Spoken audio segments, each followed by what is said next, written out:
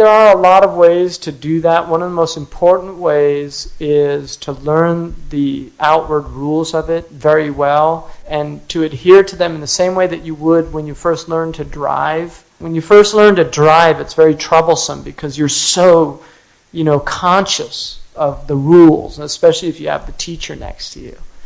But at a certain point, it all just becomes, it's just what you do. So initially, being obsessed with the rules is problematic because you're so focused on the rules, you can't really focus on the spirit of the prayer. But that's a necessary stage of prayer. So learning the rules really well until they really become second nature. And then you begin to work on your spiritual presence in the prayer. And part of that has to do with the amount of dhikr that you do during the day.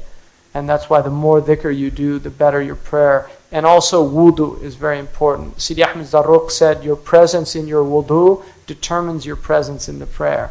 And one of the things that people do is they do wudu very hastily and very ritualistically so that their wudu is no longer an act of worship. And one of the best things that I ever was exposed to was watching Murabt al-Hajj do wudu, because it really hit home the first time I saw it. It is a deep act of worship, wudu. And we tend to forget that. Wudu is actually part of prayer. It's a very deep act of worship.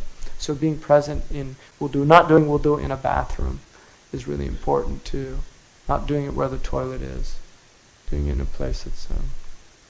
there's other things. There's one of the things Sidi Ahmed Zarruq says, saying before you start your prayer, قُلْ أَعُوذُ بِرَبِّ النَّاسِ مَلِكِ النَّاسِ إِلَهِ النَّاسِ, before you actually go into the prayer, just to remove the waswasa and get out of that.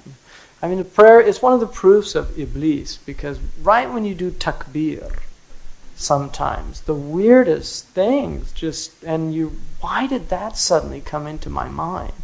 That is that component that's working. It's very interesting. Literally, you do takbir and whoosh. Tasawwuf is one of the words that's used to describe the science of ihsan. It's the inner fiqh. You have an outer fiqh and you have an inner fiqh. So that's all it is. It's an inner fiqh.